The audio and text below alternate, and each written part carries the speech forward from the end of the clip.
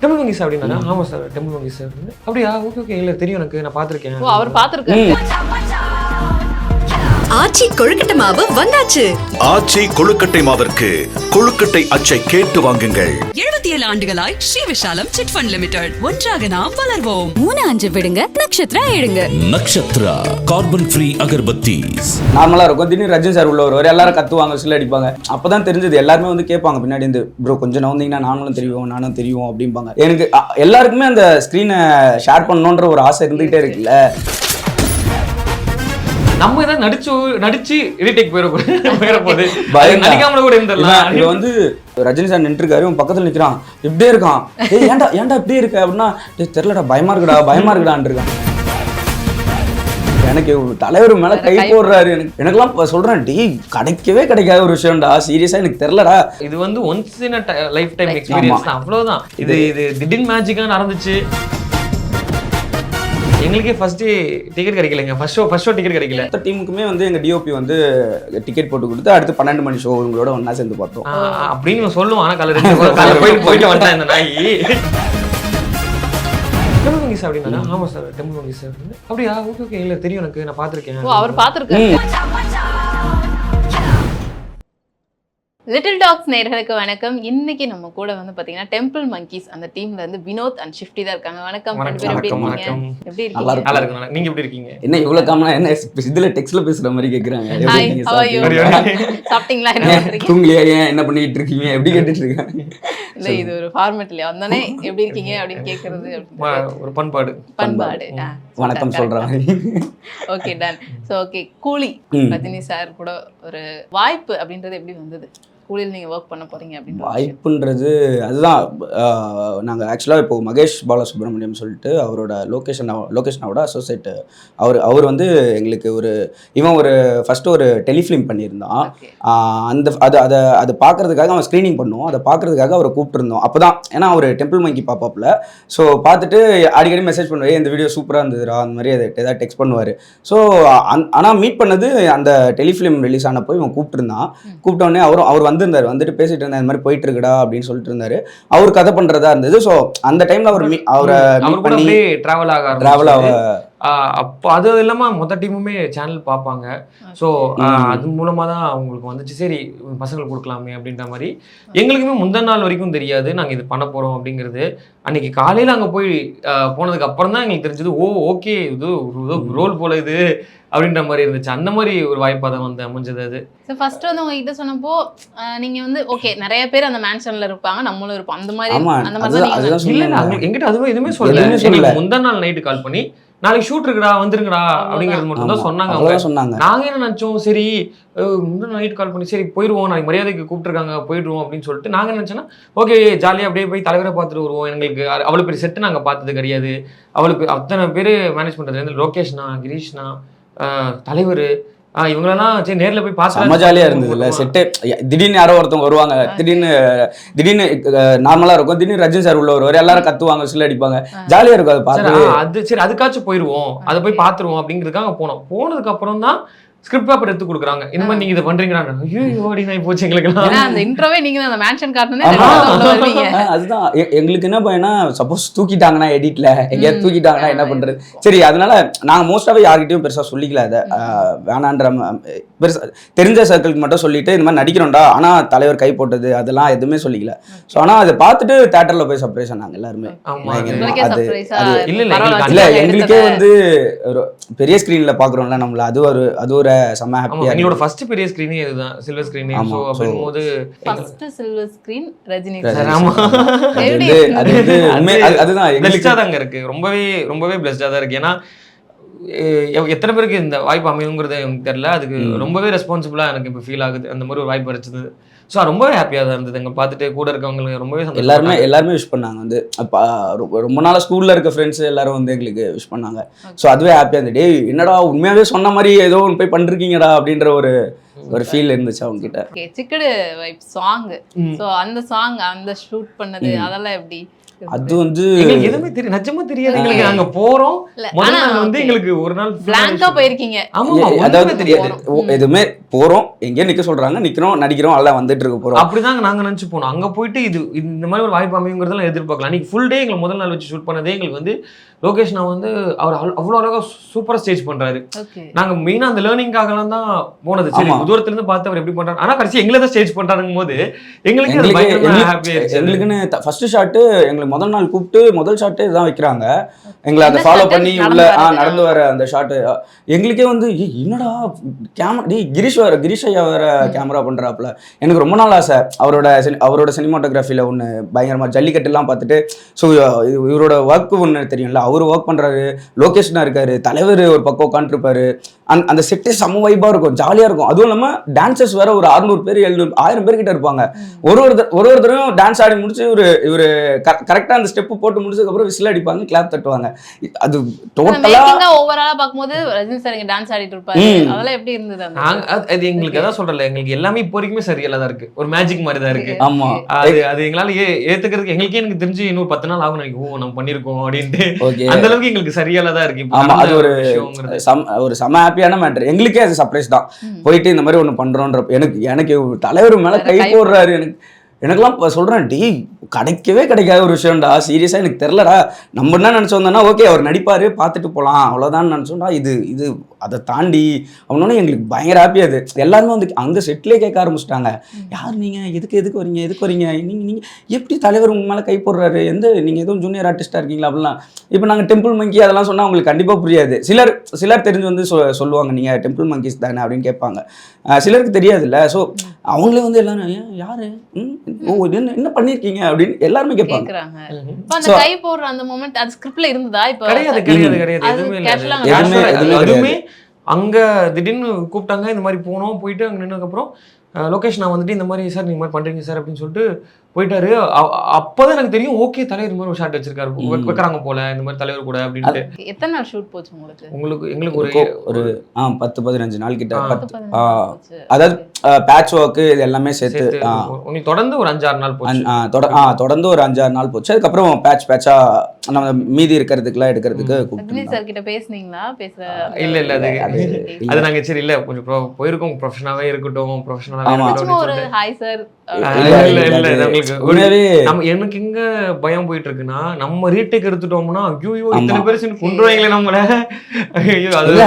அந்த யோசிச்சு பாருங்களேன், இவன் பேச ட்ரை பண்ணானா அவர் லொகேஷன் கிட்ட போய் சொல்ற இந்த மாதிரி பண்ணிட்டு இருக்கான் அப்படின்னா அவ்வளவுதான் முடிஞ்சு.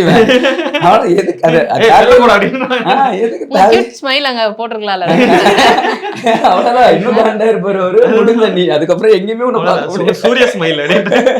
கண்டிப்பா உடனே மாத்திட்டாங்க. சோ அதனால எங்களுக்கு அது அந்த மேட்டர் எங்களுக்கு செம ஹாப்பி தான் அது பண்ணதுல.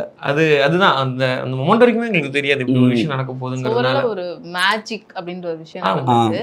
லோகேஷ் கனகராஜ் சார் அவர்கிட்ட என்ன சொன்னாரு? உங்களை கூப்பிட்டு அவர் காம்ப்ளிமெண்ட் கொடுத்ததா இருக்கட்டும். அவர் லோகேஷ் நான் பேசினார், மகேஷ் நான் அது மாதிரி போயிட்டு லோகேஷ் நான் கிட்ட இன்ட்ரோ பண்ணப்பல. அப்போ வந்து இந்த மாதிரி எங்க கூட ஒர்க் பண்ணிருக்காங்க போய் டெம்பிள் மங்கிஸ் டெம்பிள் மங்கிஸ் அப்படின்னா ஆமா சார் டெம்பிள் மங்கிஸ் சார் அப்படியா ஓகே இல்ல தெரியும் எனக்கு, நான் பாத்திருக்கேன். அவர் பாத்திருக்காரு. அவர் முன்னாடி மாநகரம் அப்பல இன்டர்வியூவே இருக்கும். ஆமா டெம்பிள் மங்கிஸ்ல இன்டர்வியூ இருக்கும். அவர் அப்பத்துல இருந்து அவர் நிறைய எல்லா முக்காவாசி படத்துல எல்லாம் வந்து எங்களோட சேனல்ல இருந்து ரிஷியண்ணா, சோ மாநகரத்துல ஷாரானா இந்த மாதிரி இவங்கெல்லாம் நிறைய பேர் நடிச்சிருப்பாங்க. ஆமா இதுல அதே டெம்பிள் மங்கில இருந்து ரிஷினாவும் நடிச்சிருந்தாரு இதுல. எங்களுக்கு அது இன்னும் செம ஹாப்பியா இருந்தது. அது அப்ப பேசிக்கிட்டு இருந்தாரு, சார் நான் பார்க்கல ஆடிஷன்ல இருந்து வந்த பையன் நினைச்சேன் அப்படின்ட்டு இருந்தாரு.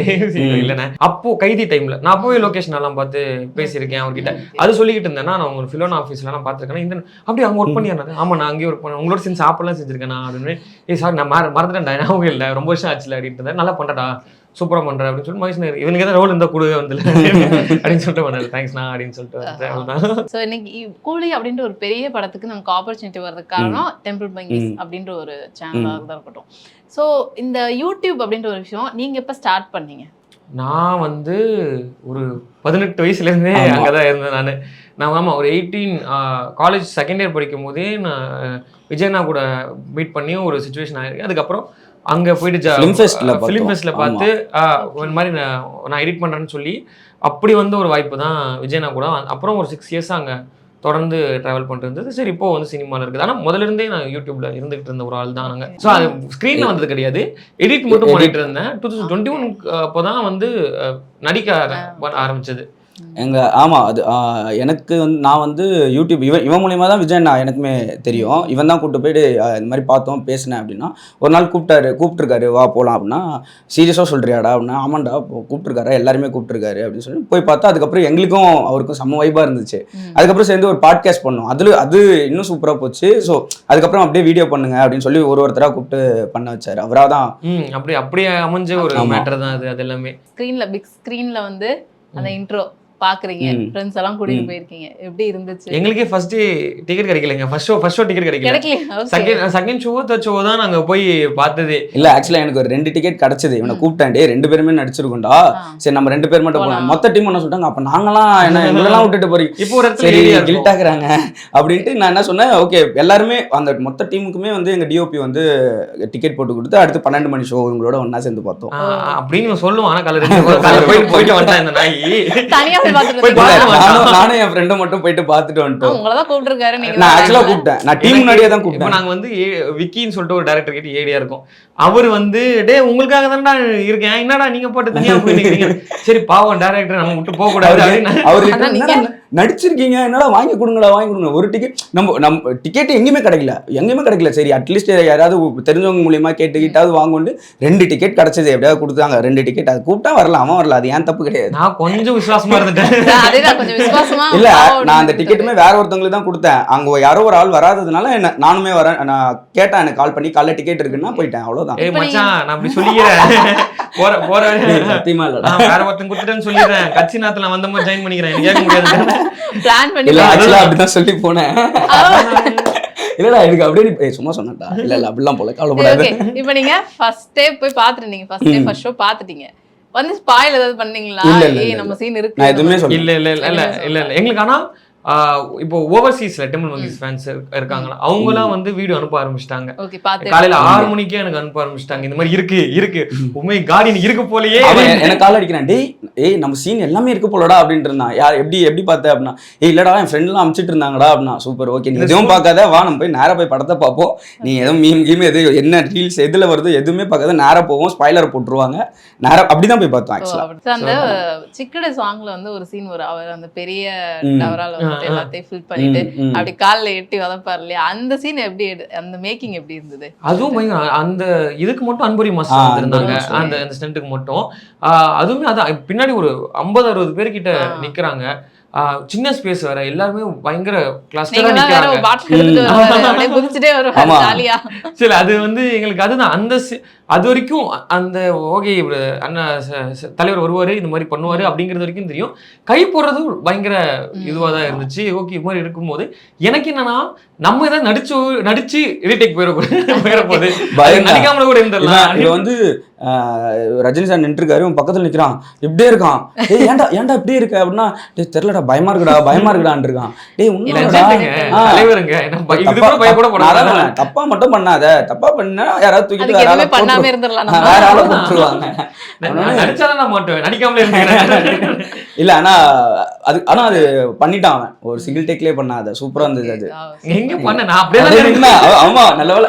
அதுதான் சொல்றேன்ல, அவர் ரஜினி சார் இருக்காரு, அவர் இப்படி திரும்பி பார்க்கும்போது அது செமையா இருக்கு. நீ ஆனா என்ன ஆடலன்னா என்ன அந்த மாதிரி தான் இருக்கும். அதனால பயத்திலே இப்படி ஒரு ஸ்டெப் போட்டு சாண்டி மாஸ்டர் மட்டும் அது மட்டும் சொல்லி கொடுத்தாரு. ஒரு வாரம் பண்றாரு, ஜொரம் அடிக்குதுடா, தொட்டு போடுறா, ஜொரம் அடிக்குதுடா, உதிருதுடா அப்படின்ட்டு இருந்தான். ஆமா செட்டு தான், அது ஆதித்யா ராம்ஸ்ல வந்து செட் பண்ணிருந்தாங்க. ஃபுல்லாவே செட்டு தான். அந்த மாதிரி ஒரு அது ஜாலியா தான் இருந்தது. ஆமா ஆனா எங்களுக்கு அப்பதான் தெரிஞ்சது, எல்லாருமே வந்து கேட்பாங்க பின்னாடி இருந்து, ப்ரோ கொஞ்சம் நவந்தீங்கன்னா நானும் தெரியும் அப்படிம்பாங்க. எனக்கு எல்லாருக்குமே அந்த ஸ்க்ரீனை ஷேர் பண்ணணுன்ற ஒரு ஆசை இருந்துகிட்டே இருக்குல்ல. ஆனா அதை மீறியும் அந்த க்ரௌடெல்லாம் கண்ட்ரோல் பண்ணி அந்த ஷாட்டை எடுத்து முடிச்சு எங்கெல்லாம் மூச்சை விட முடியல, உள்ள நின்றுட்டு ஆண்டு இருந்தது. எனக்குலாம் வப்பா முடியலடா அப்படின்னு, ஏன்னா ஃபுல்லா புஷ் பண்ணிட்டே இருப்பாங்க. அது வேற ஸ்டெப்பும் வேற போடணும்ல, அது ஒரு சின்ன இடம் இவ்வளவுதான் இருக்கும், அந்த இடத்துல ஸ்டெப்பும் வேற போடணும். ஸோ நெரிச்சிட்டு நின்றுட்டு இருந்தோம் அந்த இடத்துல. அந்த மாதிரி ஓகே தான், நல்ல ஒரு ஜாலியான எக்ஸ்பீரியன்ஸ். தலைவர் பக்கத்துல ஆடிட்டு இருக்காரு, நம்ம பாக்குறோம். இது வந்து once in life time experience தான், அவ்வளவுதான். இது திடீர்னு மேஜிக்கா நடந்துச்சு. அது எப்பவுமே அது ஒரு ஜாலி ஃபுட் பிரிண்ட் மாதிரி தான். இது நாலு பேர் யாருக்கோ காட்டலாம் போட்டு இந்த மாதிரி நாங்க பண்ணி சொல்லுவாங்க சினிமா இஸ் ஃபார் எவர்ன்ட்டு. நீங்க ஒன்ஸ் ஸ்கிரீன்ல வந்துட்டீங்க அப்படின்னா அது காலங்காலத்துக்கு அங்கதான் இருக்க போகுது, எவ்வளவு காலனாலுமே அப்படிதான் இருக்க போகுதுன்னு அதுல ஒரு பாட்டா இருந்துட்டேங்கிறதே உங்களுக்கு ரொம்ப ரொம்ப ஹாப்பி தான். அதுல எங்களுக்கு ரொம்ப ஹாப்பி உங்களை அங்க ஒரு பிக் ஸ்கிரீன்ல பார்க்கும்போது. இப்போ நீங்க ஒரு வருஷம் முன்னாடி சொன்னீங்க கூலி அந்த ஷூட்டிங் ஸ்பாட் போனதே வந்து லேர்ன் பண்ணிக்கலாம். என்ன லேர்ன் பண்ணிட்டு வந்தீங்க? முக்கியமா அங்க போனது வந்து அவ்வளவு பெரிய பீப்புள் க்ரௌட் மேனேஜ்மெண்ட், அப்புறம் லொகேஷன், ஒரு ஸ்டேஜிங், எப்படி ஒரு ஷார்ட்டை கம்போஸ் பண்றாங்க, எப்படி ஒரு ஷார்ட்டை பிளாக் பண்றாங்க. ஸோ அது அவங்களுக்கு எங்க படத்துல பார்க்கும்போது இது இங்க இப்படி எடுத்து வந்து கொண்டு வந்திருக்காங்கன்ற ஒரு லேர்னிங் இருக்கும். அவர் சொல்லுவாங்க, அவர் ஸ்கிரிப்ட்லாம் கொடுக்க மாட்டாரு, வந்து வாயிலே சொல்லுவாரு. இல்ல எங்களுக்குலாம் ஸ்கிரிப்ட் கொடுத்தாரு. அதான் சொன்னோமே, போனோடனே எங்களுக்கு ஸ்கிரிப்ட்லாம் கொடுத்தாரு. நாங்கள் ஸ்கிரிப்ட் படிச்சு தான் பண்ணது. இதுல வந்து பெரிய ஆர்டிஸ்ட், நிறைய க்ரௌட் இருக்கு. உங்களுக்கு ஒரு ஃப்ரேம்னா கூட நீங்க அவ்வளோ பெரிய இது இருக்கும், கிராண்டா இருக்கும். உங்களுக்கு சொல்ற புரியல, ஒரு வைட் வச்சா அவ்வளோ இருக்கும். உங்களுக்கு அவ்வளோ பேர் ஆர்டிஸ்ட், ஜூனியர் ஆர்டிஸ்ட் அவ்வளோ இருப்பாங்க. ஸோ இதை மேனேஜ் பண்றதுங்கிறதே ஒரு டாஸ்க் தான். அதாவது நம்மளுக்கு வேணும்ன்றதை அதுல இருந்து எடுக்கிறது ஒரு டாஸ்க் தான். ஏன்னா எங்களுக்கு மேபி நல்லா தெரிஞ்சவங்களுக்கு அது ஈஸி தான். இப்போ அவருக்குலாம் அது மேபி ஈஸியா தான் இருக்கும். எங்களுக்கு அது புதுசுன்றதுனால பார்க்கவே ஒரு செம்ம மேட்டர். ஓகே, இப்போ ஒரு மாஸ்டர் கிளாஸ் மாதிரி இருந்தது. கிட்டத்தட்ட எல்லாருமே லெஜெண்ட்ஸ்ன்ற போது ஒரு மாஸ்டர் கிளாஸ். தலைவர் ஃபயர், அவர் சும்மா சொல்லவே கூட லெஜெண்ட்.